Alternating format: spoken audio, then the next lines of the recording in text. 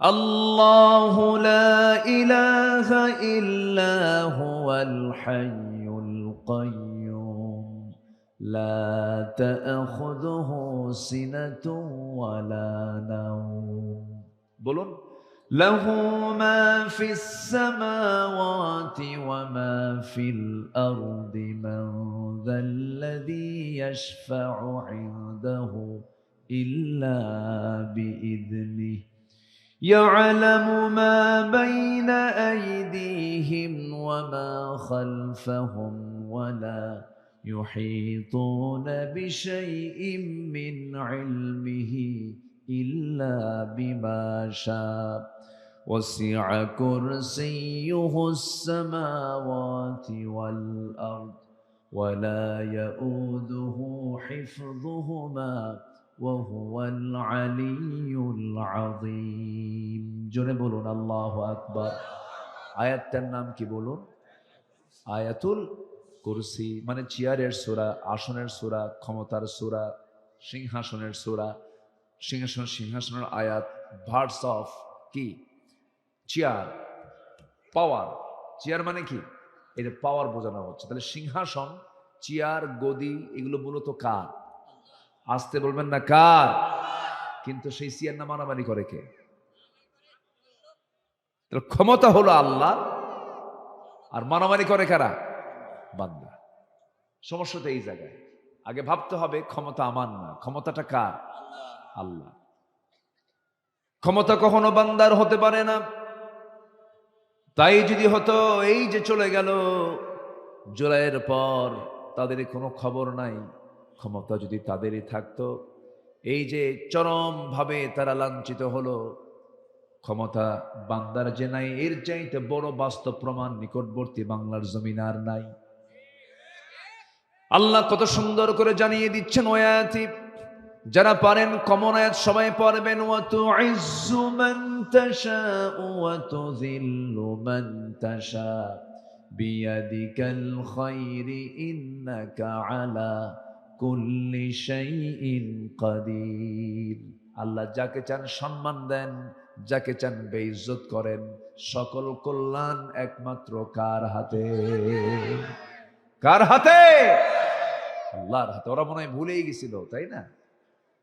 ভাবতেছিল আমাকে কে ধরবে, দিল্লি তো আছেই, তাই না? অনেক কিছুই করেছিল। আমাদের ভরসা কোনো মানুষ নয়, আমাদের ভরসা কে? আসতে বলবেন, আমাদের ভরসা কে? আল্লাহ। যাবা? যাও, সমস্যা নাই। এখানে একজন বসেন, তুমিও যাবা? আচ্ছা, তাহলে আর থাকবে কে? বসেন, আপনি বসেন, একজন এসে বসেন। সম্মানিত ভাইয়েরা, আমার আলোচনায় কোনো বিরক্ত হচ্ছেন না তো আপনারা? যে আমাকে তো শোনেন আপনারা। এখন তো প্রযুক্তির কল্যাণে এখন সব কিছু দেখা যায়, শোনা যায়। আমি আসার আগে আপনারা আমাকে দেখে নিয়েছেন, চিনে নিয়েছেন। এখন এমন দুনিয়া, কোনো আড়াল কিছু নাই। এখন মোবাইলই বিয়ে হয়, বুঝলে? এখন কিসে বিয়ে হয়? বিদেশ থেকে দেখে, তুমি আমাকে দেখো, হ্যাঁ দেখলাম, তুমি আমাকে দেখো, দেখলাম, পছন্দ, হ্যাঁ পছন্দ, বিয়ে হয়ে গেল। সব এখন অনলাইন হয়ে গেছে। যাই হোক, এই গদির সমস্যার সমাধান কি করা যায়, এটা হচ্ছে আমার আজকের সাবজেক্টের মূল বিষয়। এখন বিষয়টা কি রাজনীতি মনে করতেছেন নাকি আপনারা? কুজুর আপনি আসছেন, একটু কান্দাবেন, একটু বাপ মার জন্য দোয়া করে দিবেন, এইগুলো আবার কি শুরু করলেন? এত সমস্যার মধ্যে আপনারা যান কেন? ওরা যা করে করুক, হ্যাঁ? তো এই চিন্তার কিছু লোক আছে, কিন্তু মানে হুজুররা একটু নেতৃত্ব দিক, আলেমরা একটু নেতৃত্ব দিক, ভালো মানুষ ক্ষমতায় যাক, এটা অনেক জনগণও চায় না। ভাবতেছেন আমার মানুষ ভালো, আমার দেশের মানুষ খুব ভালো না তো? ইতিহাস খুব দ্রুত ভুলে যায়। এই যে যুবকগুলো জীবন দিল, আমার তো মনে হয় কয়েক মাস পরে এটাও ভুলে যাবে। এই জাতির সবচেয়ে বড় সমস্যা হলো ভুলে যায় সবকিছু। সম্মানিত বন্ধুগণ, সম্মানিত ভাইয়েরা, এই সংকট দূর করার জন্য আমরা অনেক কিছু দেখেছি। আমরা এই 53-54 বছর, কেউ দেখেছি আমরা 25 বছর, কেউ 16 বছর, কেউ 9 বছর। কেয়ারটেকার গভর্নমেন্টটা কয়েক বছর, এরা দেশ চালিয়েছে। সবার নামের আগে মোহাম্মদ ছিল, সবাই তাদের ধর্মের নাম ইসলাম বলেছে, কিন্তু ইসলাম দিয়ে তারা রাষ্ট্র চালায় নাই, কোরআন দিয়ে তারা রাষ্ট্র চালায় নাই। জাহান্নামে যাওয়ার 1 নম্বর কারণ নামাজ ছেড়ে দেওয়া। সেই মিনিমাম নামাজের আইনটুকু তারা পাশ করে নাই, নামাজের কথা বলেও নাই। অতএব সব দেখা শেষ, আগামীর দেশ হবে কোরআনের দেশ, ইসলামের দেশ। আসতে কোন কেন, ঠিক কিনা? সবাই কি চান? চান কারা কারা? একটা হাত সাক্ষী রেখে আল্লাহকে দেখায় দেন, হাত তুলে দেখায় দেন। কেউ তো স্লোগান দেন না।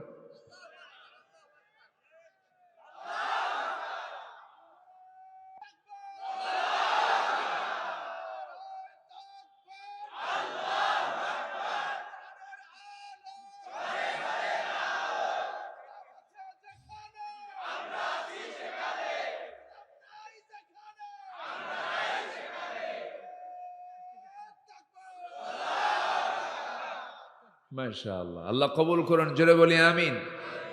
আর কেউ কথা বলার লোক নাই। এই স্লোগানগুলো দিতে দিত না, বলতো হুজুর এগুলো কি শুরু করলেন আপনি? মানে ওরা মুফতি আজম এগুলো করত। আজকে সব ফেরেশতাগুলো পালায়ে গেছে। সব কি ফেরেশতা না? ফেরেশতা দেখা যায় না, ওদেরকেও দেখা যায় না, এই জন্য ফেরেশতা কইলাম। নাই, কেউ নাই। বেশি খাইলে সমস্যা। একটা প্রাণী আছে মশা, বসেন, কোনো কথা বলা যাবে না, এখানে না কথা বলে বসেন। একটা প্রাণী আছে মশা, কি নাম? মশা। মশা, মশাকে আমরা ভয় পাই না, মশাই আমাদের ভয় পায়। ভালো করে, আচ্ছা মশারি টাঙ্গায় কারা? কেন? কাকে ভয় পাই? মশাকে ভয় পাই, ঠিক আছে না? এখন তো আরো ডেঞ্জারাস, চিকুনগুনিয়া, তারপরে ডেঙ্গু, এডিস, আরো প্রবলেম। মশা কামড় মারলেই টেনশন শুরু হয়, আল্লাহ কি যেন হলো, মরেই যায় নাকি। তাহলে এই মশার উদাহরণ আল্লাহ পাক এই কোরআনে কিন্তু দিয়েছেন ১৫০০ বছর আগে। কাফেররা কয় এটা কোনো কথা হলো, তোমার আল্লাহর কাম নাই কাজ নেই, এটা কোরআনের মতো কিতাবের মধ্যে মশার উদাহরণ দেওয়া লাগে? এটাও দোষ। সূরা বাকারার মধ্যে আল্লাহ রাব্বুল আলামিন সুন্দর করে বলছেন, আল্লাহ রাব্বুল আলামিন বলেন, ইন্নাল্লাহা লা ইস্তাহি আন ইয়াদরিবা মাসালাম মা বাউদাতান ফামা ফাওকাহা فأما الذين كفروا فيقولون ماذا أراد الله بهذا مثلا يضل به كثيرا ويهدي به كثيرا। জোরে বলুন আল্লাহু আকবার। আল্লাহ পাক লজ্জা পান না মশার উদাহরণ দিতে অথবা তদূর্ধ্ব কোনো বস্তুর দ্বারা উপমা দিতে তিনি কোনো লজ্জাবোধ করেন না। কারণ এই মশাকে আমরা যদিও দুর্বল মনে করি, এই মশার উদাহরণে কেউ কেউ হেদায়েত প্রাপ্ত হয়, কেউ কেউ পথভ্রষ্ট হয়ে যায়। মশাকে দুর্বল চোখে দেখার কোনো সুযোগ নাই। মশার উদাহরণ কেন দেওয়া হয়েছে, আমি 4টা গ্রাউন্ড আমি উপস্থাপন করতে চাচ্ছি মশা নিয়ে। নাম্বার 1 হলো, মশা যদি বেশি খায় তার হায়াত কমে না বাড়ে? বলেন, বেশি খাইলে হায়াত কমে না বাড়ে? 16 বছর এরা কি কম খাইছে না বেশি খাইছে? আসতে কয়, কম খাইছে না বেশি খাইছে? তো বেশি খাইলে তো মরবি তাড়াতাড়ি। তাহলে মশা থেকে শিক্ষা আছে না নাই? আচ্ছা, খাইছে বেশি, মরছে তাড়াতাড়ি। এত খাওয়া খাইলো, সম্পদ দিয়ে যদি সম্মান, সম্পদ দিয়ে যদি সবকিছু হয়, দেশের একজন টপ লিস্টেড ধনী ওরফে দরবেশ, জানেন না আপনারা? সবাই তো জানেন স্পষ্ট এগুলো। দেখেন না দাড়িটা কাটলো কেমনে? ওরা বলে আমরা নাকি ধর্মের ব্যবসা করি। যারা দাড়ি রাখে আবার দাড়ি কাটে ওরাই ধর্মের ব্যবসায়ী। যারা মাথায় পট্টি বাঁধে আবার তিলক লাগায় ওরাই হচ্ছে ধর্মের ব্যবসায়ী। আমাদেরকে নিয়ে অনেক বাজে মন্তব্য করা হয়েছে 16 বছর। আল্লামা সাঈদীকে নিয়ে অনেক নাটক মঞ্চস্থ করা হয়েছে, অনেক ষড়যন্ত্র করেছে ওরা, কিন্তু শেষ পর্যন্ত আল্লাহ ওদেরকে ন্যাংটা করে ছেড়ে দিয়েছেন। কি করেছেন? ওদেরকে ন্যাংটা করেছেন, একদম উলঙ্গ করে ছেড়ে দিয়েছেন। আলেমদের ধরবি, উলঙ্গ করে দিলাম, যা, ঠিক আছে না? পুলিশ ধরতে গেছে, আইনমন্ত্রীকে বলে স্যার চিনছি, থানায় চলেন। আইনমন্ত্রীকে আমি কি একা আসছি নাকি, আমি তো জামাতের সাথে আসছি। কে? কই যে বসে আছে, কে মাথার চুল কালো, মুখে দাঁড়িয়ে নাই, পরনে লুঙ্গি, গায়ে গেঞ্জি, লোকটা কে? ভালো করে দেখো, ওটাই দরবেশ।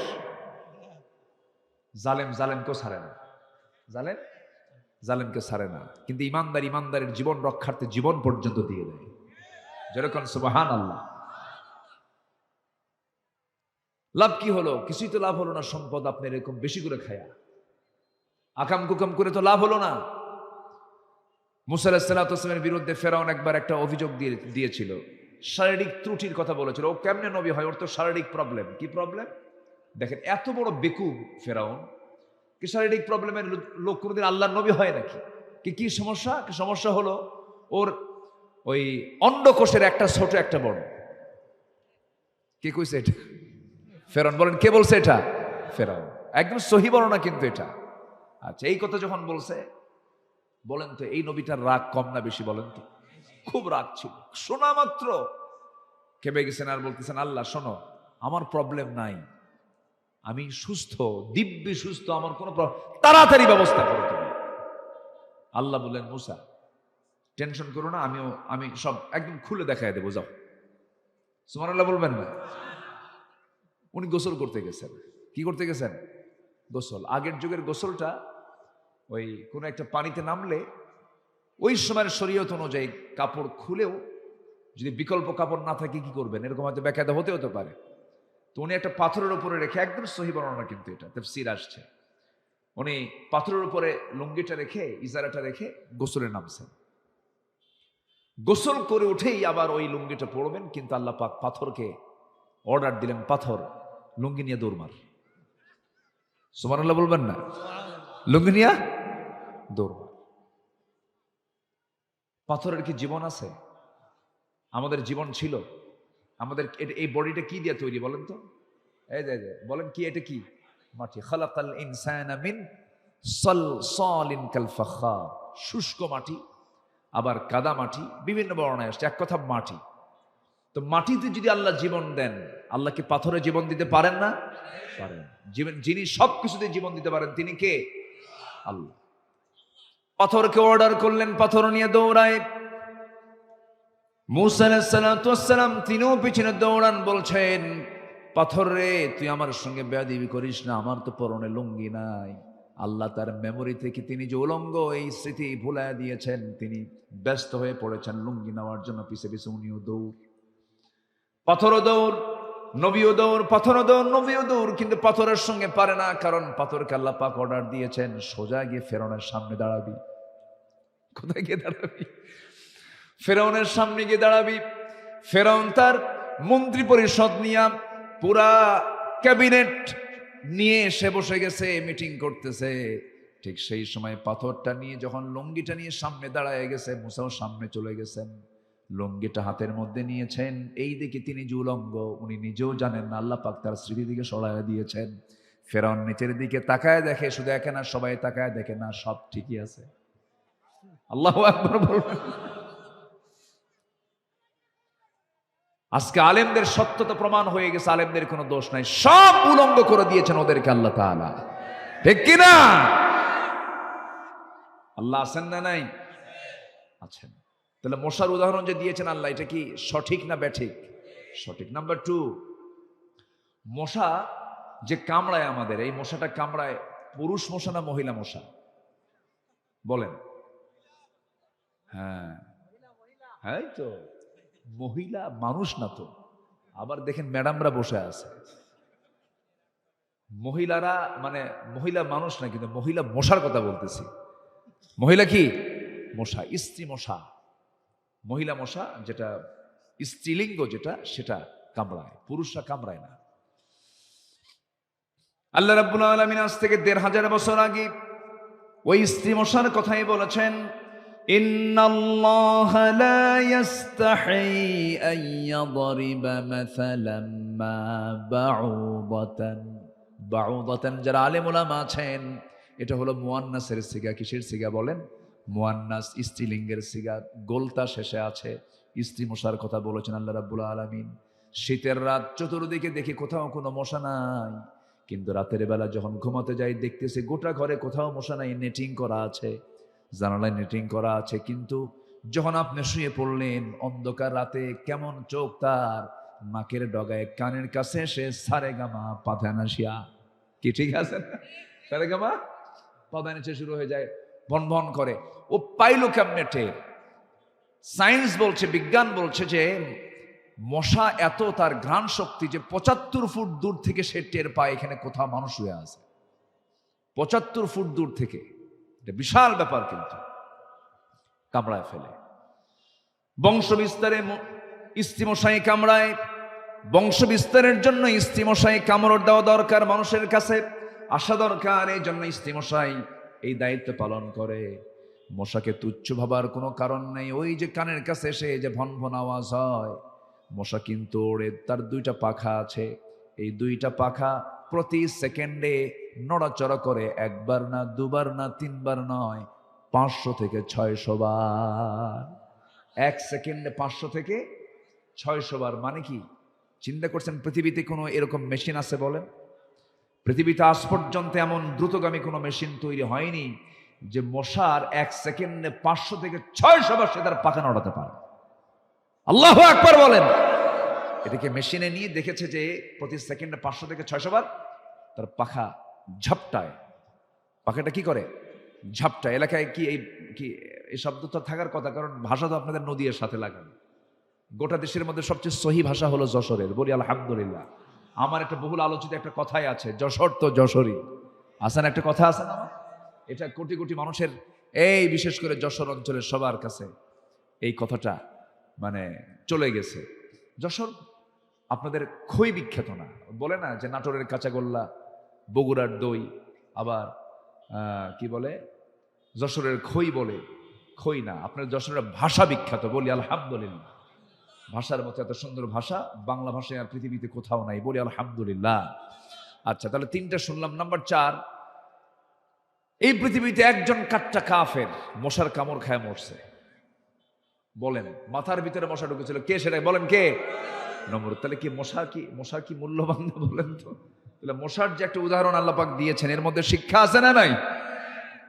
কোরআন যা বলেছে একটা অপ্রাসঙ্গিক অতিরিক্ত একটা কথাও বলেনি। আল্লাহু আকবার বলেন। আল্লাহ পাক বলেছেন মাকড়সা নিয়ে কথা। একটা সূরার নাম আছে, কি সূরা? মাকড়সা। সূরাতুল আনকাবুত। সূরাতুল আনকাবুত। সূরাতুল আনকাবুত আল্লাহ রাব্বুল আলামিন কাফিরদের দৃষ্টান্ত দিতে গিয়ে আল্লাহ রাব্বুল আলামিন মাকড়সার উদাহরণ নিয়ে এসেছেন। তিনি বলছেন কি, মাসালুল লাযীনা ইত্তাখাযু মিন দুনিল্লাহি আউলিয়া কামাসালিল আনকাবুত ইত্তাখাযাত বাইতান ওয়া ইন্না আওহানাল বুয়ুতি লাবাইতুল আনকাবুত লাউ কানু ইয়ালামুন। জোরে বলুন আল্লাহু আকবার। আল্লাহকে যারা গার্ডিয়ান না বানায়া, আল্লাহকে যারা অভিভাবক না বানায়া, যারা অন্য কাউকে অভিভাবক মনে করবে, তাদের উদাহরণ হলো সেই মাকড়সার মতো, মাকড়সার বাসার মতো, মাকড়সার সংসার জীবনের মতো। সবচেয়ে দুর্বল বাসা হলো মাকড়সার বাসা। যদি দুর্বল হোক না, কিন্তু তার আর্কিটেকচারটা কত সুন্দর, তার ডিজাইনটা কত সুন্দর, কিন্তু ডিজাইন সুন্দর হলে হবে কি, একটা ফু মারলে ধ্বংস হয়ে যায়। আল্লাহ পাক মাকড়সার উদাহরণ দিয়েছেন, তার ঘরের উদাহরণও দিয়েছেন। আবার এখানে সায়েন্স গবেষণা করে দেখেছে, পুরুষ মাকড়সা এবং স্ত্রী মাকড়সা যখন যৌন মিলনে যখন যারা যায়, ইন্টারকোর্স যখন কমপ্লিট হয়ে যায়, এই ইন্টারকোর্স কমপ্লিট করে যাওয়ার পরে স্ত্রী মাকড়সার ভিতরে একটা শারীরিক তার ঘাটতি থাকে, তার ভিটামিনের কমতি থাকে। এটাকে পূরণ করার জন্য, শেষ পর্যন্ত সেটাকে পূরণ করার জন্য স্ত্রী মাকড়সা পুরুষ মাকড়সাকে কামড় মেরে খেয়ে ফেলে। তাহলে স্ত্রী তার স্বামীকে খেয়ে ফেলে, মেরে ফেলে। অর্থাৎ যে পরিবারে স্ত্রী তার স্বামীকে মেরে ফেলে, ওই পরিবার কি সুখী পরিবার? সুখী পরিবার? আল্লাহ বলছেন যারা আল্লাহকে ছাড়া অন্য কাউকে বন্ধু বানায়, তাদের দৃষ্টান্ত হচ্ছে মাকড়সার পরিবারের মতো। আল্লাহু আকবার বলে। আল্লাহ কত আগে কত উদাহরণগুলো কত মজবুত করে দিয়েছেন। দিন যাচ্ছে, কোরআন তত স্পষ্ট হচ্ছে। কিয়ামত পর্যন্ত সব জ্ঞানী গুণী মানুষগুলো কোরআনের কাছে ভিক্ষুকের মতো শুধু চেয়ে থাকবে, নেবে, শুধু নেবে, দেওয়ার কিছু নাই। আল্লাহু আকবার বলে। সেই কোরআন থেকে আমরা রাষ্ট্র গঠনের চিন্তা করব ইনশাআল্লাহ। কি কি কথা বোঝা যায়? কোরআন সব সমস্যার সমাধান দিতে পারে কিনা বলেন? যারা বলবে যে কোরআনের সাথে রাজনীতির কোনো সম্পর্ক নেই, তাকে নতুন করে ঈমান আনতে হবে। কি আসতে কোন কেন? এই সমস্ত কথাগুলো ছেড়ে দেন, বেঈমান হয়ে মরবেন না। কোরআন যদি আপনি বলতে পারেন কোরআন একটি সম্পূর্ণ পূর্ণাঙ্গ সংবিধান, পূর্ণাঙ্গ জীবন বিধান যদি আপনি কোরআনকে বলেন, আপনি কেন বলেন যে রাজনীতি নাই? কেন বলবেন আপনি এই কথা? বিভাজন সৃষ্টি করবেন না। ইসলাম সবার। ইসলাম কার? সবার। মুনাফিকি চরিত্র নিয়ে আসা যাবে না। যারা কিছু ইসলাম মানে কিছু দুনিয়া মানে, তারা মুনাফিক। তারা কি বলেন? তারা কি বলেন? এটা আমার ভাষায় না আল্লাহর ভাষায়? কার ভাষায় বলেন? আল্লাহর ভাষায়। তাহলে কোরআন দিয়ে কি রাষ্ট্র গঠন করা যায়? আসতে বলে রাষ্ট্র গঠন করা যায়? সম্ভব? সম্ভব কিনা বলেন? সম্ভব। কিন্তু আছে আমার দেশে? নাই। আমার দেশে কি আমার দেশে কি সেই বিধান, সংবিধান কি মানে রাষ্ট্রীয় পর্যায়ে কায়েম আছে? নাই। কি কায়েম আছে? মদের বোতল। কি কায়েম আছে? সুদের কারবার। কি কায়েম আছে? জেনার লাইসেন্স। কিসের লাইসেন্স বলেন? এই খুলনা ডিভিশনে মদের ফ্যাক্টরিও আছে। এই খুলনা ডিভিশনে আছে না? ক্যারিওয়ান কম দর্শনায় মদের ফ্যাক্টরি আছে। গত বছর কয়েকশো কোটি টাকা লাভ হয়েছে। সেই লাভের টাকাও খাচ্ছি আমরা, মাশাআল্লাহ, আলহামদুলিল্লাহ। কি কথা বুঝতেছেন না আপনারা? কথা বোঝেন না? তাহলে এই যে আমাদের ভিতরে যে মিশ্রণ হয়ে আছে হারামগুলো, এই হারামগুলোকে বর্জন করার জন্য আমাকে আপনাকে এই একটি সুন্দর কল্যাণ রাষ্ট্র, যেখানে সুদ থাকবে না, যেখানে মদের ফ্যাক্টরি থাকবে না, আমার আপনার বোন মা যৌনকর্মী লাইসেন্স নিয়ে সে লাইসেন্স বুকে ঝুলায় নিয়ে বলবে I M A sex worker. লজ্জার কথা এগুলো। এগুলো বাংলার জমিনে আমরা দেখতে চাই না। আমরা এগুলো দেখতে চাই না। আমরা দেখতে চাই ইসলাম। আমরা দেখতে চাই কি? ইসলাম। আল্লাহ কবুল করুন। জোরে বলি আমিন। আল্লাহ ইসলাম দিয়েছেন, এছাড়া আর কোন দিন পৃথিবীতে নাই। কোন দিনের বৈধতা আল্লাহর কাছে নাই। সূরা শূরার 13 নম্বর আয়াত আল্লাহ পাক একদম ক্লিয়ার করেছেন। 42 নম্বর সূরার 13 নম্বর আয়াত বাড়িতে মিলায় নেবেন। এটা আব্দুল্লাহ আল আমিন বলে নাই। এই বক্তব্য একমাত্র মজবুত করে দিয়েছেন তিনি কে? আল্লাহ তাআলা। আল্লাহ রাব্বুল আলামিন বলেন, শারা'a লাকুম মিনাদ-দীনি মা ওয়াসসা বিহি নূহান ওয়াল্লাযী আওহায়না ইলাইকা ওয়া মা ওয়াসাইনা বিহি ইব্রাহীমা ওয়া মূসা ওয়া ঈসা আন আকিমুদ-দীনা ওয়া লা তাতাফাররাকু ফীহি كبر على المشركين دعوهم إليه الله يجتبي إليه من يشاء ويهدي إليه من ينيب جربون الله أكبر। তোমাদের জন্য দিনকে তিনি নির্ধারণ করে দিয়েছেন, যে নির্দেশ দিয়েছেন নূহকে, ইব্রাহিমকে, মূসাকে, ঈসাকে। তাদের সবার দায়িত্ব ছিল তারা কি করবেন? এই জমিনে কার দিন কায়েম করবেন বলেন? আসতে বলবেন না কার দিন? আপনি কোরআনকে প্রশ্ন করুন, কোরআন তুমি বলে দাও আমার রাসূল দুনিয়াতে কেন আসছিলেন তুমি কোরআন বলে দাও। আল্লাহ পাক কোরআনে বলেছেন, আমি আমার রাসূলকে পাঠাইছি সকল দিনকে, সকল দলকে, সকল তন্ত্রমন্ত্রকে পরাজিত করে তার উপর আল্লাহর দিন ইসলামকে বিজয়ী করার জন্য। জোরে কোন সুবহানাল্লাহ। কার কথা এটা? তাহলে আমার নবীর সময় আরো দল ছিল কিনা বলেন? সেই দলগুলোকে রাসূল যুদ্ধ করে, মোকাবেলা করে, দাওয়াত দিয়ে, প্রতিহত করে, সংঘর্ষ পর্যন্ত জড়াতে হয়েছে রাসূলকে। রক্তাক্ত পরিবেশ তৈরি করতে হয়েছে, যুদ্ধের মুখোমুখি হতে হয়েছে, ঘর বাড়ি ছাড়তে হয়েছে, নির্যাতন সহ্য করতে হয়েছে। এরপরেও তিনি বাতিলকে মোকাবেলা করে দ্বীনকে তিনি বিজয়ী করেছেন। কার সাহায্য নিয়ে? তাহলে এই কাজকে আমাদের নাই? এই দায়িত্ব আমাদের আছে না নাই বলেন? আসতে বলবেন না আছে না নাই? আচ্ছা, আপনি নামাজ পড়বেন, আপনি ইসলাম চাবেন না, আপনি এখনো মুসলমান হতে পারেন না। এরকম মুসলমান আমার দেশে আছে না নাই? আছে না? নামাজ পড়ে, রোজা রাখে, কিন্তু ইসলাম আসুক চায় না। ইসলাম আসুক চায় না। এরা কি মুসলমান না মুনাফিক? এটা কি আমার ভাষা না আল্লাহর ভাষা? আল্লাহর ভাষা। সম্মানিত ভাইয়েরা, ইসলামী রাষ্ট্রের যারা রাষ্ট্রপ্রধান হয়েছেন, কি সিকিউরিটি ছিল সেই সমাজে, সে রাষ্ট্রে। রাসূল বলেছেন, সানা থেকে হাজরা মাউত পর্যন্ত একটা নারী সুন্দরী, সুন্দরভাবে একাকিনী, নিঃসঙ্গিনী, একাকী চলে যাবে, কোন পুরুষ তার দিকে তাকানোর সাহস পাবে না। কার ভয়ে? আসতে বলবেন না, কার ভয়ে? আল্লাহর ভয়ে সাহস পাবে না। একটা রাষ্ট্রের সবচেয়ে বড় কাজ হচ্ছে রাষ্ট্রের যারা দায়িত্ব পালন করবেন, জনগণকে আল্লাহর ভয় শিখায় দেওয়া। কার ভয় শিখায় দেওয়া? তাহলে আর ওই জায়গায় কোনো পুলিশ লাগে না, কোনো জেলখানাও লাগে না। একটা ছোট্ট ইতিহাস মনে পড়লো আমার, বলে ফেলি। ইসলামী রাষ্ট্রের জন্য রাসূলের কিছু আদর্শ আমরা আজকে শিখবো 12টা পয়েন্টে। সময় হয়তো পাবো না ওইদিকে, দেখি 2-1টা পয়েন্ট বলে হয়তো শেষ করতে হবে। আমার নবীজি একদিন বসে আছেন, এক মহিলা সাহাবী এসে বলতেছে, হুজুর আমি তো বড় একটা অপরাধ করে ফেলছি। রাসূল বললেন, কি অপরাধ করছো? রাসূল কিন্তু জাস্টিস, বিচারপতি। আমার নবী কিন্তু ইমাম শুধু ছিলেন না, উনি বিচারপতিও ছিলেন। বিচারের রায় দিয়েছেন অনেক শক্ত শক্ত রায়। রাসূলের সামনে এক মহিলা চুরি করে ধরা পড়ছে, মহিলাকে হাজির করা হলো। রাসূল বলেন, কোনো কথা নাই, হাত কাটো। কি কাটো? আসতে বলে, কি কাটো? হাত কাটো। কিন্তু সেই মেয়েটার নাম ছিল ফাতিমা। আমার নবীর নামও কি ছিল? ফাতিমা। সম্ভ্রান্ত পরিবারের মেয়ে হওয়ার কারণে সেই পরিবারের লোকজন ওমরের কাছে এসে ধারণা দিয়ে বলেন, ভাই ওমর, তোমার কথা রাসূল শুনবেন, আপনি যেহেতু তার পরামর্শ সভার সদস্য, একটু সুপারিশ করেন। তার মনটা গলে গেছে। নবীর কাছে গিয়ে বলছে, হুজুর দেখেন তো মাফ করা যায় কিনা। আমার নবীজির চেহারা লাল হয়ে গেল।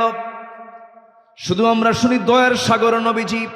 দেখুন তিনি বিচারে কত কঠোর ছিলেন। তিনি কেঁপে গিয়ে রেগে গিয়ে বলছেন, লাউ আন্না ফাতিমাতা বিনতা মুহাম্মাদিন সারাকাত লাকাতাতু ইয়াদাহা। আমার কলিজার টুকরা মেয়ে ফাতিমা বিনতে মুহাম্মদ যদি চুরি করে ধরা পড়ে যেত, আমি নবীজির সবার চোখের সামনে আমি নবী তার হাত বের করে, আমি রাসূল নিজে তার বাপ হয়ে হাত কেটে দিতাম।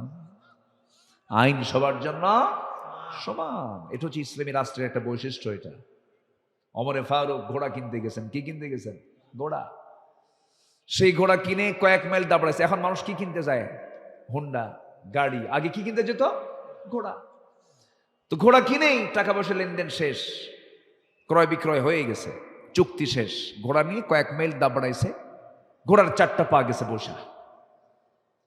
উনি তো গেছেন খেপে, এসে বলতেছেন, এই ঘোড়াওয়ালা ফাইজলামি করো না, আমার তুমি অচল ঘোড়া দিছো, অসুস্থ ঘোড়া দিছো, এই ঘোড়া আমি নেব না। সাইয়েদনা ওমর ফারুকের এই কথা শুনে ঘোড়াওয়ালা বলতেছে, আমিরুল মুমিনিন, আমি আপনাকে অসুস্থ ঘোড়া দিই না, আমি আপনাকে সুস্থ ঘোড়া দিয়েছি। অসুস্থ সুস্থ বুঝি না, ঘোড়া নে, আমার টাকা দে। কি কথা বলছেন? তো আমি আমার দে, এটা দে। তো ঘোড়াওয়ালা বলতেছে, না আমি আপনাকে দেব না, যেহেতু আমার জানা মতে ঘোড়া কোনো অসুস্থ ছিল না, এটা আপনার মালিকানা যাওয়ার পর হয়েছে, এটার ফয়সালা আপনিও দিবেন না, আমিও দেব না, আদালত দেবে, যান। কে বলতেছে? কে কয়? কে কয়? ঘোড়াওয়ালা কাকে কয়? 40 রাষ্ট্রের রাষ্ট্রপ্রধান ওমর ফারুককে বলতেছে, যার চোখের ইশারায় ওর মতো ঘোড়াওয়ালা লাখ লাখ সব উড়ে যাবে সব। সে বলতেছে আদালতে চলে। ওমর ফারুক মুস্কি হাসি মেরে বললেন, তাই তুমি আমাকে আদালতে নিবা? হ্যাঁ চলো। সুবহানাল্লাহ বলবেন না? আদালতে চলে গেলেন। আদালতের চত্বরে গিয়ে যখন আদালতের বিচারপতির সামনে গিয়ে দাঁড়াইছেন ওমর ফারুক, বিচারপতি চেয়ার থেকে দাঁড়ায় গেছে। দাঁড়ায় বলতেছে, আপনি এখানে কেন? আপনি কেন আদালতে? কি হয়েছে আমিরুল মুমিনিন বলুন। কিন্তু দেখো না যে মামলা দিছে, দেখো যেটা সঠিক হয় আমি ওমররে দেখে বিচার করব না, কোরআনকে দেখে বিচার করবা। সুবহানাল্লাহ বলবেন না?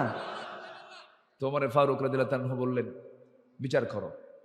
জাস্টিস তো বিচারে বসে গেছে, শুনলেন বাদী বিবাদী দুজনের কথাই শুনলেন। শোনার পরে সেই কাজীর নাম হলো কাজী সুরাই ইবনুল হারিস আল কিন্দি রাহমাতুল্লাহ আলাইহি।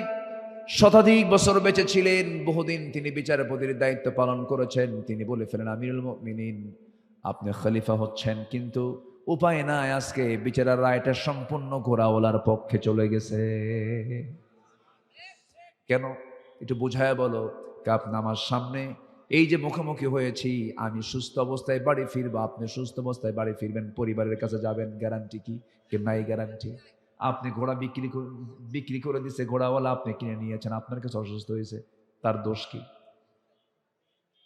কোনো কথা বললেন না, চলে আসলেন বাড়িতে। পরের দিন মজলিসে শুরার বৈঠকে বসে বলতেছেন, শোনো, অমুক জনপদে একটা আঞ্চলিক বিচারপতি পেয়েছি, কি সাহস তার আমার বিরুদ্ধে রায় দেয়, কি বড় সাহস তার।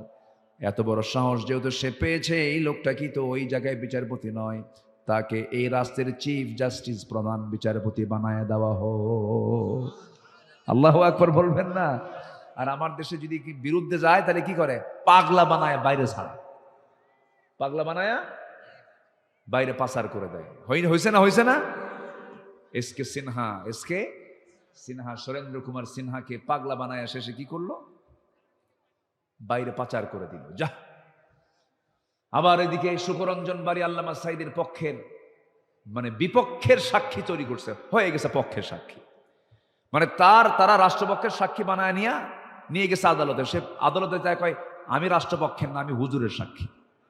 আল্লাহু আকবার।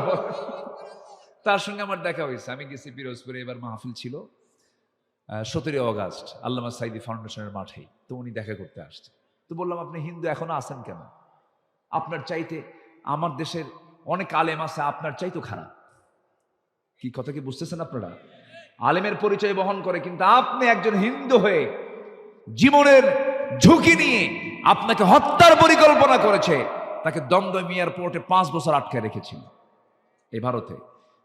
তো বললাম, আপনি যখন এত কিছুই করলেন, খালি একটু কালেমা পড়েন, লা ইলাহা ইল্লাল্লাহ। আবু তালেব ভয়া লাভ কি? বোঝেন নাই? আবু তালেব ভয়া লাভ কি? একটু কালেমা পড়েন। ও মুসকি হাসি মারতেছে। তো আমি লাইনে আছি, খুব চেষ্টায় আছি, একটু যোগাযোগ মাঝে মাঝে রাখি, দেখি তো একটু কালেমা পড়ান যায় নাকি।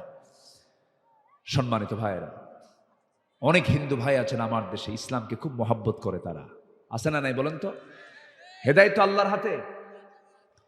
অনেক হিন্দু মানুষ আছেন যারা সততা নিয়ে চলেন, ঠকায় না, ওজনে কম দেয় না, মানুষের সঙ্গে ঠকবাজি করে না। কিন্তু আমার দেশে বহু টুপিওয়ালা দাড়িওয়ালা হজ করে আসছে, লুটপাট করে খায়, আছে না নয়? আচ্ছা, এই জন্য আমরা ওমরের কাছ থেকে শিক্ষা নেব। জোরে বলি ইনশাআল্লাহ, জোরে বলি ইনশাআল্লাহ। তিনি অসুস্থ, ওমরে ফারুক কি অসুস্থ, মধু লাগবে, মধু নাই। রাষ্ট্রের তহবিলে কিছু মধু আছে, এই মধু নিবেন, কেমনে নিবেন? নিতে পারতেছেন না, নেন কেন? নেব না। জনগণ যদি আমাকে না নিতে বলে, আমি কি নিতে পারি? আমার তো হারাম হয়ে যাবে এটা। জনগণের কাছ থেকে পারমিশন নিলেন, আমি কিছু মধু খেতে চাই, আমার অসুস্থতা আছে। এরপরে তিনি মধু নিলেন, কি জবাবদিহিতা ছিল। রাষ্ট্রের কিছু মধু পেয়েছেন, 1 বোতল মধু। কয় বোতল? 1 বোতল মধু নিয়ে বাড়িতে বউকে এসে বলতেছে, বউ আমার, এই যে মধুর বোতল পেয়েছি, 5 ভাগ করতে হবে, আমি এবং আমার প্রতিবেশী মোট 5 জন, 5টা ভাগ করো। বইয়ের হাতে দিয়ে বললেন, এটা ভাগ করো। কিছুক্ষণ পর বলছে, আমার স্ত্রী রাগ করো না, আমি তোমাকে ভাগ করতে দেবো না, দাও। আবার বোতলটা হাতের মধ্যে নিয়ে বলতেছেন যে আমি তোমাকে ভাগ করতে দেবো না, আমি অন্যজনকে দায়িত্ব দেবো। আচ্ছা বলেন তো, আমার আপনার বউ যদি এই পরিস্থিতির শিকার হয়, তাহলে কি হতে পারে? সবাই চুপ করেছে, মনে হয় সবার বউ রাবিয়া বস্ত্রী হয়ে বসে আছে মনে হয়, নাকি? হ্যাঁ, লাগবে, কিছু লাগবে, জ্ঞানজাম কি লাগবে? মনে হয় লাগবে নাকি? বলবে, এই 50 বছরের, 30 বছরের, 20 বছরের সংসারে তুমি আমার এই মন করতেছ, কি বোঝেন নাই আপনি? শুরু হয়ে গেছে। কিন্তু না, সাইয়েদনা ওমর ফারুকের স্ত্রী তো ওরকম না। উনি ভাবতেছেন, মনে হয় কোন একটা কারণ আছে, একটু মন খারাপ করেছেন যে এটা কেমন হলো। উনি চলে গেছেন অন্য বাড়িতে। সেই প্রতিবেশীকে ডাক দিয়ে বলছেন, ও প্রতিবেশী আমার, এই মধুটা ভাগ করো, 5 ভাগ করে আমাকে 1 ভাগ দাও, বাকি 4 ভাগ তোমরা সমান ভাগে ভাগ করে নাও। তার অংশের মধুগুলো নিয়ে এসে বউয়ের সামনে দাঁড়ায় বলছে, বউ আমার, রাগ করো না, আমি তোমাকে দারুণ ট্রাস্ট করি, আমি রাষ্ট্র চালাই, তুমি আমার পরিবার চালাও, তুমি আমার বড় একটা সহযোগী, আমার সন্তানগুলো লালন পালন করো, খাওয়া দাওয়া সম্পূর্ণ করায় দাও। আমি তোমাকে সন্দেহ করে তোমার হাত থেকে মধুর বোতল নিয়েছি একটা কারণ, সেটা হলো আমি চিন্তা করে দেখলাম মধু হলো তরল জিনিস, এই মধু যখন তোমাকে ভাগ করতে দেব, মধু সমান ভাগই ভাগ করবে, কিন্তু হাত দিয়ে তো ভাগ করতে হবে। তোমার হাতের নখের সাথে লাগিয়ে থাকবে হয়তো 1 ফোঁটা 2 ফোঁটা 3 ফোঁটা মধু, এক্সেস যে চলে আসবে। এতটুকুন মধু আমাদের ভাগে বেশি আসক চাই নাই, মনে করে আমি মধু ভাগের দায়িত্ব আমি অন্যজনকে দিয়েছি। যেরকম সুবহানাল্লাহ। তাহলে কোরআনের শাসন কায়েম হলে কি উপকার হবে? হবে, উপকার হবে, হবে, হবে, হবে, হবে। আসুন না আমরা কোরআন দিয়ে সমাজ রাষ্ট্র সাজাই, জোরে বলি ইনশাআল্লাহ। কোরআন দিয়ে আমরা পরিবার সমাজ রাষ্ট্র গড়াই, জোরে বলি ইনশাআল্লাহ। যারা কোরআন চাবে আমরা তাদেরকে চাবো, যারা কোরআন চাবে না আমরা তাদেরকে জুতা দেখাবো, জুতা। আসতে কোন কেন, ঠিক কিনা? বহু কিছু দেখছি আমরা, বহু ঠকা ঠেকছি, আর ঠকতে চাই না আমরা। আমার বন্ধুগণ, আমার ভাইয়েরা, অনেক কথা আছে, শর্ট করে আমাকে বলতে হচ্ছে, আজান যেহেতু হয়ে গেছে আমি আর 10-15 মিনিট কথা বলবো, আমাকে সময় দেবেন তো ইনশাআল্লাহ? কি আলহামদুলিল্লাহ, এত সুন্দর এলাকা। এটা সরিষা না? এটা সরিষা না? আল্লাহর সৃষ্টি কত। আমি আসতে নিয়ে আমাকে বললাম, দেখুন কি সুন্দর সৃষ্টি এটা, আল্লাহ, আল্লাহু আকবার বলেন। কোন রূপকার, কোন কারিগর সুন্দর করে বানাইছে। আমাকে আপনাকে কিছু খাওয়ানোর জন্য কি সুন্দর ব্যবস্থা করেছে, সুবহানাল্লাহ বলবেন না? দেখতে কত সুন্দর, এরকম সুন্দর পৃথিবীর কেউ করতে পারবে? কাতারে গিয়েছিলাম বছর 2 আগে, কোনো গাছগাছালি নাই, একদম ধুধু। ওর মধ্যে দেখি বিশাল একটা জায়গায় তারা সবুজ করেছে, এরকম সবুজ গাছগাছালি। তো ভাবলাম এখানে সবুজ গাছগাছালি কেমনে আসলো? এই মসজিদে আজান দেয়, একটু মুখে দিতে পারতো না। চাচা মানবে না, চাচা শুরু করছে, শুরু করুক উনি। সবাই 2-1 জন একটু উত্তর দেন, একটু উত্তর দেন, আমি একটু কথা বলি না। আজান শেষই হোক, খুব জোরে আসতেছে, আমরা একটু জবাব দিই। এটা একটা ইবাদত। একটু মিস্টেক না, মিস্টেক তো, এটা খেয়াল করবে না? হ্যাঁ, বুড়া মানুষ তো বোঝেন নাই।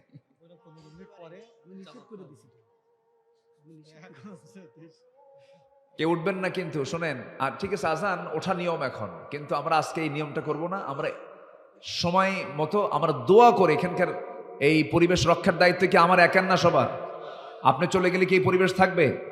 নামাজ পড়বো আমরা, নামাজ হবে, সমস্যা নাই, একটু পরে পড়বো আমরা। একটু বসুন, আজানটা মুখে দিলে একটু ভালো হতো। যখন দিয়ে ফেলেছেন মুরব্বী মানুষ, আমরা জবাব দিই, না উঠি কেউ, বসি। হ্যাঁ, তাও পড়া যায়।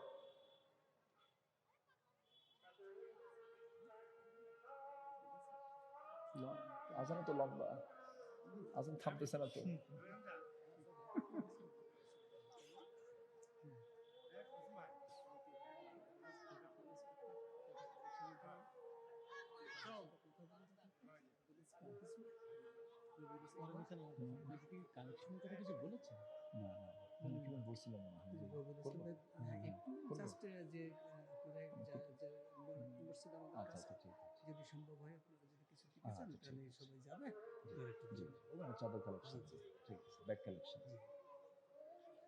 আমি কিন্তু উঠতে বলিনি, আমি না দেখলেও কিন্তু আল্লাহ দেখছেন।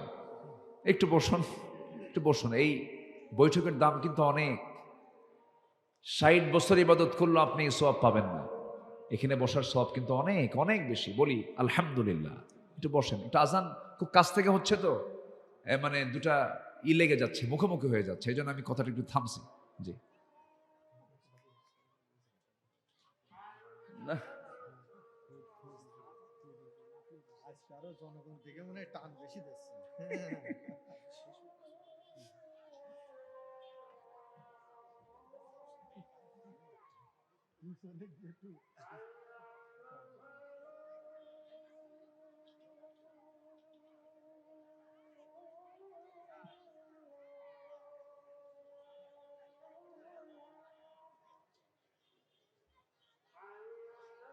আজকে টান বেশি হয়েছে না? ভালো পাকা না, মুয়াজ্জিন বলবো না। আলহামদুলিল্লাহ। ওরা আমি বলছিলাম, বললাম যে 4:15 দিকে আজান হবে। এরপরেও তো মুখে দেওয়া উচিত, আজকে মুখে দিত, সমস্যা কি?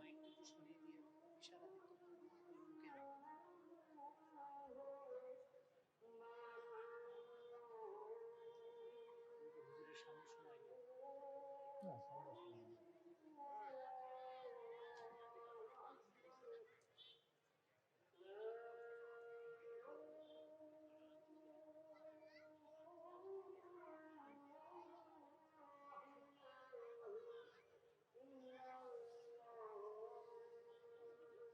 লোকগুলো কত সুন্দর দেখছেন, খুব ধৈর্য কিন্তু আলহামদুলিল্লাহ, মাশাআল্লাহ, খুব সুন্দর অনেক ভাবে আজকে ধৈর্য, এত সুন্দর, পরিবেশটা এত সুন্দর। এত সুন্দর, মাশাআল্লাহ। আল্লাহুম্মা রাব্ব হাযিহি দাওয়াতি সাড়ে চারটে জামাত করি ওখানে। সালাতিল কায়িম। উনি 5টায় করি, অসুবিধা কি? সমালোচনা হয়, সমালোচনা হয়। সম্মানিত ভাইয়েরা, আমরা দীর্ঘ আজান শুনলাম। আজকে মনে হয় আজান একটু বেশি লম্বাই হয়ে গেছে না? আচ্ছা, যাই হোক, এরপরও তো আজান, আমরা আজান শুনেছি, নামাজ পড়বো না ইনশাআল্লাহ? যে আমরা নামাজটা পড়বো, তো নামাজটা আজকে আমরা নির্দিষ্ট সময় একটু যদি পড়ি, ফতুয়া দিবেন না তো আবার কেউ? আমাদের ফতুয়ার তো অভাব নাই, মানে আমরা বহু চিন্তায় থাকি, বুঝলেন? হয়তো 2 দিন 3 দিন পর্যন্ত আলোচনা হবে, মুরব্বীরা চা খাবে আর কবে, জানো এমন একটা হুজুর আসছিল, নামাজ বাদ দিয়ে খালি ওয়াজ, কি এরকম আছে না? এরকম আছে না? আছে। তো বুঝতে চায় না, বোঝে না, এরকম সমালোচনা করে থাকে। আমরা নামাজ তো পড়বো ইনশাআল্লাহ, জোরে বলি ইনশাআল্লাহ। আমার ভাইজান অত্যন্ত বিচক্ষণ মানুষ, তিনি আমাকে এই সাবজেক্টের ব্যাপারে একটু বলেছিলেন। এটা খুবই দরকার। এখন আমরা সব দেখা শেষ করেছি, আমরা এখন ইসলামকে দেখতে চাই। আমরা রাজি আছি তো ইনশাআল্লাহ? আমরা ওমরের ইতিহাস দেখলাম, দেখতেছেন ওমরের ইতিহাসটা শুনলাম না? কিছু শুনলাম, আরো কিছু শুনবো। 12টা পয়েন্ট আমি আক্ষরিকভাবে জাস্ট নোটটা আমি শুধু আপনাদের সামনে ভাবার্থ শুধু বলে দেব, যে ইসলাম আসলে, ইসলাম সমাজে চালু হলে আমাদের কত উপকার হবে। সে রাষ্ট্রে কোনো রাষ্ট্রপতিও যদি রাস্তা দিয়ে যায়, কোনো প্রোটোকল থাকবে না, সে একা একা চলবে, কেউ তাকে বাধাও দেবে না। আল্লাহু আকবার বলেন। আর আগামীকাল ধরেন যশোরে রাষ্ট্রপতি আসবে, 3 দিন রাস্তাঘাট বন্ধ। আসেন এরকম, আছে না? আছে না? আছে কিনা বলেন? আর সাইয়েদনা আবু বকর সিদ্দিক রাদিয়াল্লাহু তাআলা আনহু, তিনি রাতের বেলা বের হতেন জনগণকে দেখার জন্য, খালি পায়ে। কি পায়ে? খালি পায়ে। বলা হলো, আবু বকর খালি পায়ে বের হও কেন? তিনি বললেন, খালি পায়ে বের হয়ে এজন্য, কারণ খড়ম জুতা নিয়ে যদি আমি রাস্তায় হাঁটতে যাই, পাথরের সঙ্গে জুতার একটা টক্কর লাগবে, আঘাত, একটা আওয়াজ হবে। সে আওয়াজে যদি আমার জনগণের যদি ঘুম ব্যাঘাত হয়, ঘুম নষ্ট হয়, কিয়ামতের দিন আমাকে তার জন্য আসামির কাঠগড়ায় দাঁড়াতে হবে। কি কথা বুঝতেছেন কি আপনি? জনগণের ঘুম যেন নষ্ট না হয়, খালি পায়ে হেঁটেছেন খলিফারা। আর আমার দেশের কোন নেতা আসলে সামনে 50টা, পিছনে 50টা গাড়ি, রাস্তা অচল করে রাখে। এমন নেতৃত্ব আমরা দেখতে চাই না।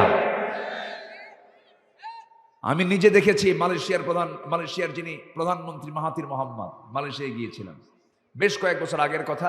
কেএলএতে আমি কোনো একটা শপিং এ ঢুকেছি, আমি একজন প্রধানমন্ত্রী, তিনি একে একে ঘুরতেছেন মার্কেটে, সামনে পিছনে একটা প্রোটোকলও নাই। আর আমার দেশে আতিপাতি নেতাও যদি হয়, তার সামনে 50টা, পিছনে 50টা। কেন এত মরার ভয়? কেন? যাদের কাছে এত ভয় লাগে, তাদের নেতৃত্ব দেওয়ার দরকার নাই। বান্দা ভয় করবে কাকে? আল্লাহকে ভয় করবে। সম্মানিত ভাইয়েরা, তাহলে আমরা শিখে নিচ্ছি ইসলামী রাষ্ট্র গঠনে আমার নবীর আদর্শ কি ছিল। নাম্বার 1 হচ্ছে, তিনি সমাজে শিরিক বন্ধ করে তাওহীদ চালু করেছেন। শিরিক বন্ধ করে, কি বন্ধ করে বলেন? সমাজে কোনো শিরিক ছিল না। শিরিক যেরকম মানুষের তৈরি করা আইন, এটা একটা শিরিক, ওটাকে উৎখাত করে কার আইন প্রতিষ্ঠা করেছেন? আচ্ছা, এরপরে তিনি মূর্তিগুলোকে রেখেছেন না ভেঙেছেন? ভেঙেছেন। আর আমরা মূর্তিগুলো কি করছি?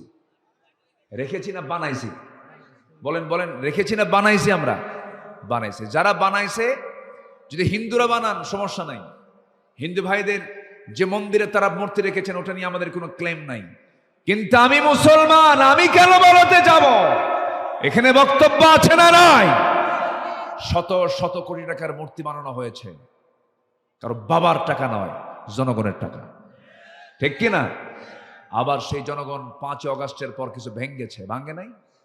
ডক্টর ইউনূসকে বলেছে, এগুলো কি হচ্ছে, এগুলো ভাঙচুর কেন? একজন ইতিহাস, একজন স্থাপত্য, এই দেশকে যিনি স্বাধীন করেছেন, স্বাধীনতার স্থপতি, তার এই মূর্তিগুলোকে কেন ভাঙ্গা হচ্ছে? ডক্টর ইউনূস বলেছিলেন, এই প্রশ্ন আমারই করেন কেন, তার বেটিরে করেন। বেটির অপকর্ম এটার জন্য দায়ী, আমাদের কোনো দোষ নাই। সম্মানিত ভাইয়েরা, এত অহংকার, আরে বাপরে বাপ। কুচি কুচি ছেলেরা ভার্সিটি পড়ুয়া, ঢাকা ইউনিভার্সিটি, ওরাই তো ভবিষ্যৎ। বলতেছে আমাদের কোটা দেন, আমরা বৈষম্য বিরোধী, আমরা ছাত্র বৈষম্য রাখবো না, কোটা বিরোধী আন্দোলন করতেছে তারা। কোটা বাদ দেন, আমাদের এগুলো বাড়ায় দেন, ন্যায্য দাবি তাদের। আর বলতেছে যে রাজাকারের নাতিপুতিরা চাকরি পাবে, সেই জায়গায় রাজনীতি। রাজাকারের নাতিপুতির কারা বান্দা? আসতে বলেন কার বান্দা? তো নাতিপুতিরা দাদারা ভুল করে গেছে, নাতির দোষ আছে নাকি? তো নাতির নিয়ে কত কথা বলো কেন? এগুলো বিনয়ের কথা না, এগুলো অহংকারের কথা। অহংকারের সাথে যখন পতন হয়েছে তখন, ঠিক কিনা? অহংকার দেখানো যাবে না। তাওহীদকে প্রতিষ্ঠা করা হচ্ছে ইসলামী রাষ্ট্রের 1 নম্বর কাজ। নাম্বার 2 হলো সকল হিংসা দূর করব আমরা। কি দূর করব বলেন? হিংসা। জমি কিনে একজন, ঘুম হয় না আরেকজনের। এরকম লোক মনে হয় এই যশোরে নাই, মনে হয়। একজন জমি কিনে আরেকজনের ঘুম হয় না, খালি হাই রে কামটা হলো কি। এরকম আছে না? এরকম আছে না? এরকম আছে আছে। এগুলো মুসলমানদের কাম না, এগুলো মুসলমানদের মধ্যে আসবে না। এগুলো মুসলমান যদি এগুলো করে তাহলে ভাবতে হবে ওর মধ্যে মুসলমানই তো নাই। নাম্বার 3 হলো হিংসা দূর করে ভ্রাতৃত্ব প্রতিষ্ঠা হলো 2 নাম্বার। আমার নবীজি দেখেন, নবীজি হুনাইন যুদ্ধের পরে, কোন যুদ্ধ? হুনাইন যুদ্ধের পরে তিনি গনিমতের কিছু মাল পেয়েছিলেন, যুদ্ধলব্ধ মাল পেয়েছেন। করলেন কি? সমস্ত যুদ্ধলব্ধ মালগুলো মদিনার আনসারদেরকে না দিয়া আরবদের আর কুরাইশদের দিয়ে দিলেন, যেখানে রাসূলের জন্ম। ওদেরকে বেশি করে দিয়েছেন, কারণ মুহাজিররা চরম কষ্টে ছিল, ওদের কিছু সচ্ছলতা আসুক। আনসারদের মধ্যে চরম হতাশা কাজ করলো, তারা খেপে গেল, রেগে গেল, এক পর্যায়ে বলে ফেললো আমাদের নবী আরবদের সঙ্গে মিশে গেছে। দেখছেন সাহাবীরা, কিন্তু আনসার সাহাবীরা বলতেছে আমাদের নবী না ওই কুরাইশদের সঙ্গে মিশে গেছে। কুরাইশের জন্ম তার। নবীজি এই কথা শুনলেন। বলেন তো এটি ভ্রাতৃত্ব ক্রাইসিস হলো না? বলেন তো। আমার নবী দেখেন কি করতেছেন, সমাধান কি? আমার নবীজি বলতেছেন আওয়াজাতুম ইয়া মা'শারাল আনসারি ফি আনফুসিকুম ফি লা'আতিন মিনাদ দুনিয়া তাআল্লাফতু বিহা কামান লিয়ুসলিমু ওয়া আকালতুকুম ইলা ইসলামিকুম আলা তারদাউনা ইয়া মা'শারাল আনসার আন ইয়াযহাবান নাস বিশ-শাতি ওয়াল বা'ীর ওয়া তারজি'ু বিরাসূলিল্লাহি সাল্লাল্লাহু আলাইহি ওয়াসাল্লাম ইলা রিহালিকুম। তোমরা কি দেখতেছো জানি না, কি মনে করতেছো জানি না, আমি কিছু ছাগল, আমি কিছু ভেড়া ওই সমস্ত অভাবীদেরকে আমি দিয়ে দিলাম। এটাকে তোমরা অন্যরকম মনে করে আমার প্রতি তোমরা কেমন যেন আচরণ করছো, কিন্তু আমি তো তাদেরকে তাদের অসচ্ছলতা দূর করার জন্য দিয়েছি। আর আমি তো বিশ্বনবী তাদের সাথে যাই নাই, আমি তোমাদের রাসূল, তোমাদেরকে সঙ্গে করে নিয়ে আমি তোমাদের ঘরে ঢুকতে চাই। যেরকম সুবহানাল্লাহ। তারা নিয়ে গেছে উট, আর তোমরা আমার রাসূল, আমি রাসূল, তোমরা আমাকে নিয়ে যাচ্ছ তোমাদের ঘরে। সাহাবীরা কাঁদতে কাঁদতে বলে হুজুর আমাদেরকে মাফ করে দেন। যেরকম সুবহানাল্লাহ। রাসূল কি করলেন? ভ্রাতৃত্বের সংকট, মানে ভ্রাতৃত্বের যে একটা সংকট ছিল এটা দূর করে দিলেন। আল্লাহু আকবার বলেন। এটা ছিল আমার নবীজির চরম একটা বৈশিষ্ট্য। আমরা সংকট তৈরি করব না, যদি গন্ডগোল লাগে এটাকে সমাধান করব। কি করব বলেন? সমাধান করব। নাম্বার 3 ন্যায় বিচার প্রতিষ্ঠা। কি বিচার প্রতিষ্ঠা বলেন? ন্যায় বিচার। নাম্বার 4 হলো সামাজিক দায়িত্ব, দরিদ্রদের প্রতি সহযোগিতা করা।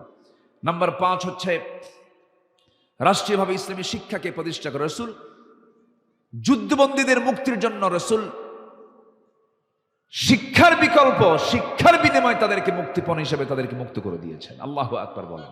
এত গুরুত্ব তিনি ইসলামকে দিয়েছেন। আন্তর্জাতিক সম্পর্ক স্থাপনে রাসূল খুব আল্লাহকে প্রাধান্য দিয়ে আল্লাহর প্রতি আস্থা নিয়ে সম্পর্ক অটুট রেখেছেন। বিপদ আপদে মুসিবতে সব জায়গায় কার উপর ভরসা করা বলেন তো?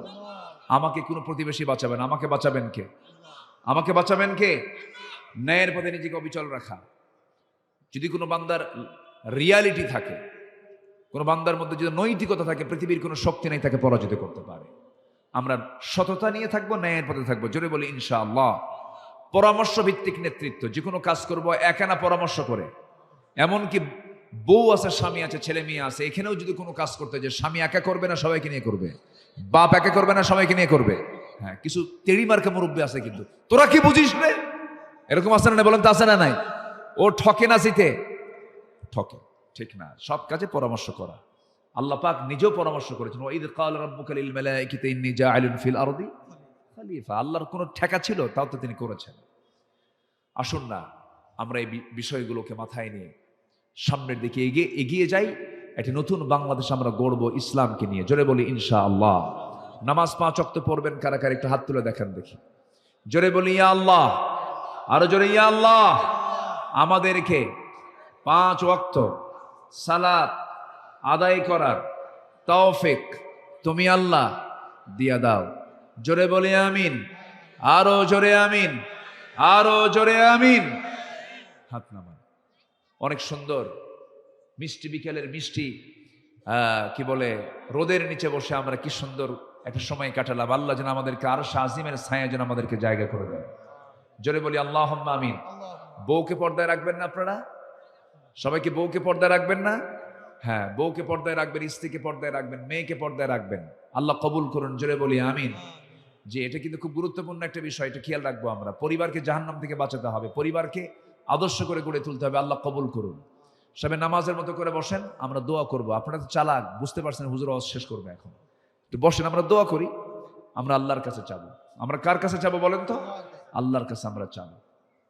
সবাই বলি সুবহানাকাল্লাহুম্মা ওয়া বিহামদিকা আশহাদু আল্লা ইলাহা ইল্লা আনতা আস্তাগফিরুকা ওয়া আতুবু ইলাইকা। চিৎকার মেরে বলি ইয়া আল্লাহ, আমার জীবনের সাগীরা কবীরা সব গুনাহ তুমি আল্লাহ মাফ করে দাও। এই যে ভাই বসেন না, আমরা দোয়াটা করি। বসেন বসেন, এই 10টা মিনিট সময় একটু বসেন। মাহফিল কমিটির একটা আবদার ছিল, আমি বলিনি, উঠেই বলবো আবার। আপনারা কি মনে করবেন? আপনারা তো মেহমান, তো একটু সবার কাছে একটু আবদার, সেটা হলো যদি এই যুব সমাজ যদি আপনার কাছে যদি একটু ব্যাগ নিয়ে যায়, ফেরত দিবেন? কিছু দিবেন না ইনশাআল্লাহ? কত টাকা কত দিকে যায়, বিড়ির পিছনে তো কোটি কোটি টাকা খরচ হয়। এই জাতি বিড়ির পিছনে কিন্তু শত শত কোটি টাকা খরচ করে। যশোরেও কিন্তু বিড়ি খায় মানুষ, খায় না? এবং যশোরের বিড়ি ফ্যাক্টরি কি কি মানে অপরিচিত না পরিচিত? বেশি বেশি পরিচিত, বেশি খায় আরো। তো কত টাকা কোন দিকে চলে যায়? আমরা একটু ব্যাগ যাচ্ছে, কই ভলেন্টিয়াররা কোথায়? একটু যান, একটু যে যা পারি, আমার মা বোনদের ভিতর থেকে যে যা পারি আমরা সবাই একটু 2-3 মিনিটের ভিতরে সবাই আমরা দেব। যদি কেউ দিতে না পারেন, কোনো ক্লেম নাই, কোনো অভিযোগ নাই, অন্তত একটু দোয়া করে দিবেন। আল্লাহ যেন এই যুব সমাজকে প্রত্যেক বছর মাহফিল করার তৌফিক দান করেন। জোরে বলি আমিন। দ্রুত গতিতে যে যা পারে আমরা সবাই দেব। জিকির করি সুবহানাল্লাহ আলহামদুলিল্লাহ, আরো জোরে লা ইলাহা।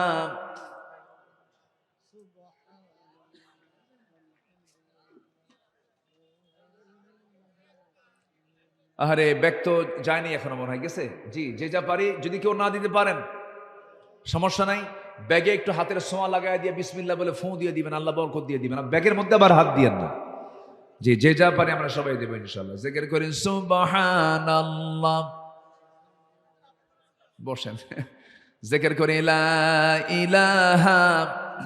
মাইকটা অনেক সুন্দর, মাইকের সিস্টেম সুন্দর, মাইক ভালো মাশাআল্লাহ। জিকির করে সুবহানাল্লাহ আলহামদুলিল্লাহ, আরো জোরে লা ইলাহা। আমরা সলাতুল আসর আমরা এখানে আদায় করব ইনশাআল্লাহ। অনেক লোক তো এখানে আদায় হবে, যাদের ওযু আছে তারা নামাজে দাঁড়িয়ে যাবেন মুনাজাতের পর ইনশাআল্লাহ। ওযু নাই যাদের, ওযু করে নেবেন। জিকির করি লা ইলাহা।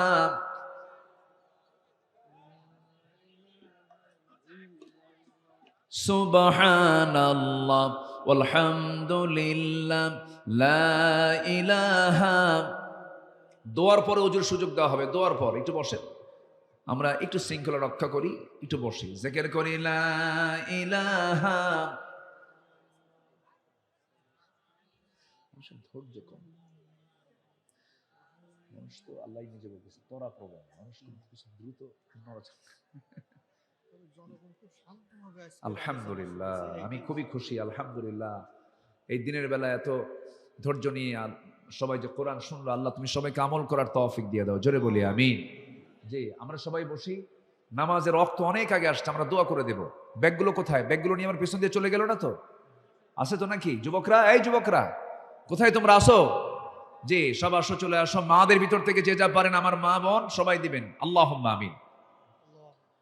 রব্বানা যালামনা আনফুসানা ওয়া ইল্লাম তাগফির লানা ওয়া তারহামনা লানাকুনান্না মিনাল খাসিরিন।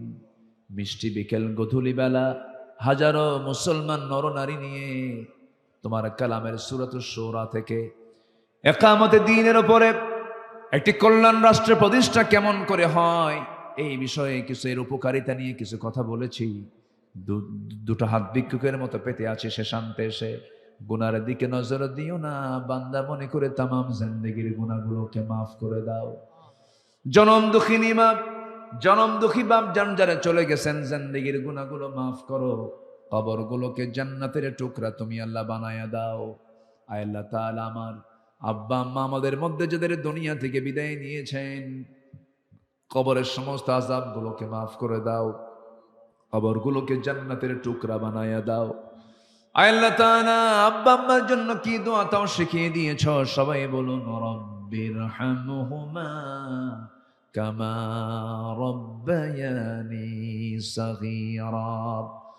রব্বিরহামহুমা কামা রব্বায়ানি সগীরা। আল্লাহ তাআলা বিশেষ করে মাহফিলটার আয়োজন করলেন যারা, শোনার জন্য কষ্ট করে দিনের কত কাজ শত কাজকে যারা মাইনাস করে আসলেন, যারা তোমার কোরআন শোনার জন্য যারা সময় দিল, আল্লাহ তুমি তাদেরকে উত্তম জাযা তোমার পক্ষ থেকে দিয়ে দিও। যা শুনলাম মানার তৌফিক দাও আল্লাহ। বাকি জিন্দেগি তোমার হুকুমগুলোকে মেনে চলার তৌফিক তুমি আল্লাহ আমাদের দিয়া দিও। কোন দিন দুনিয়া থেকে বিদায় নেব জানি না, ডান হাতে আমলনামা না আসা পর্যন্ত মরণ দিও না। বাবা গেছে, কারো মা গেছে, ভাই গেছে, বোন গেছে, কতজনকে হারালাম রে। একদিন সময় চলে আসবে, সবার কানে কানে আসবে, আব্দুল্লাহ আমিন নাই, কাজী আব্দুর রহমান নাই। এই তো দুনিয়ার নিয়ম রে। সবার চোখে পানি আসবে, মানুষ কাঁদবে, হারে চলে গেছে ভাইটা আমার। কিন্তু এইটাই তো শেষ। মূলত বন্ধু পৃথিবীর কেউ না, তুমি আল্লাহ ছাড়া। তোমার সঙ্গে সম্পর্ক করার তৌফিকটা দিয়ে দাও। আমরা তোমাকে দূরে রাখতে চাই, কিন্তু তুমি তো আমাদের দূরের কেউ না, তুমি আমাদের সবচাইতে আপন। ও আল্লাহ, তোমার সঙ্গে মোহাব্বতটা বাড়ায়া দাও। তোমাকে সেজদা দিয়ে খুশি করার তৌফিক দিয়ে দাও, তাহাজ্জুদ পড়ার তৌফিক দিয়ে দাও, বেশি বেশি নফল রোজা রাখার তৌফিক দিয়ে দাও। জিহ্বা থেকে সমস্ত হারাম, সমস্ত মিথ্যা কথা, হারাম খাবার জিহ্বা থেকে সরাইয়া দাও। আয় আল্লাহ তাআলা, সকল প্রকার হিংসা থেকে দিলকে সাফ করে দাও।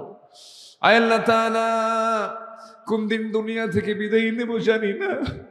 আল্লাহ, ডান হাতে আমলনামা না আসা পর্যন্ত মরণ দিবা না। আল্লাহ গো, আশপাশে কত মাইয়াত শুয়ে আছে, কত কবরবাসী পড়ে আছে, কবরে কেউ নাই দেখে। আল্লাহ, তোমার কাছে ফরিয়াদ করি, তুমি এই সমস্ত কবরবাসী আযাবগুলোকে মাফ করে দিও। কবরগুলোকে তুমি আল্লাহ জান্নাতের টুকরা বানাইয়া দিও। আল্লাহ, একদিন সবাই চলে যাব, একদিন কেউ তো থাকবো না। টেনে হেঁচড়ে নিয়ে চলে যাবে কবরের দিকে, কবরের সময় দেবে।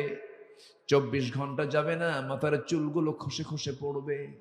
এই চুলে সাবান দিয়েছি, এই চুলে তেল দিয়েছি, কত যত্নই না করেছি, কত নাপিত দিয়া চুলটা সাইজ করেছি, যত্ন করেছি, শ্যাম্পু লাগাইছি, তেল লাগাইছি। 24 ঘন্টায় তেল, সেই তেল লাগানো চুলগুলো পড়ে পড়ে যাবে। 3 দিনে চামড়াগুলো গলে গলে পোকার পেটের খাবার হবে। মাত্র 7 দিন পেটের নাড়ি ভরে সব চোখ মুখ কান নাক দাস বের হওয়া শুরু হয়ে যাবে। পেটটা ফুলে উঠবে, কিম্ভূত কিমাকার চেহারা হয়ে যাবে, চেনা যাবে না। মাত্র 3 মাসের মাথায় দেখা যাবে রে। কবর যদি খনন করে দেখা হয়, কয়েকটা হাড় ছাড়া আর কিচ্ছু খুঁজে পাওয়া যাবে না। এই তো দুনিয়ার নিয়ম। আল্লাহ, আল্লাহ তোমার কাছে ফরিয়াদ করি, তোমার পছন্দের বান্দা না হওয়া পর্যন্ত মালাকুল মউত পাঠাবা না। আল্লাহ, দুনিয়াতে ধরা খেয়ে গেলে পার পাওয়া যাবে, কিন্তু তোমার কাছে গিয়ে যদি আমরা ধরা খেয়ে যাই, কে আমাদেরকে পার করে দেবে? তুমি ছাড়া কেউ তো নাই। আল্লাহ, মেহেরবানি করে সে অন্তিম সময়ে যখন চলে আসবে, জবানে জারি করে দিও, লা ইলাহা ইল্লাল্লাহু মুহাম্মাদুর রাসূলুল্লাহ। আজান হবে মুখে, ও আজান তো হয়ে গেছে, ওই আজানই আমরা এখানে নামাজটা পড়বো। যাদের ওযু আছে কিবলামুখী হয়ে যান। নামাজ ফরজ, ফরজ সালাত, ফরজ নামাজ, সবাই ফরজ মনে করে সবাই নামাজে দাঁড়িয়ে যান ইনশাআল্লাহ।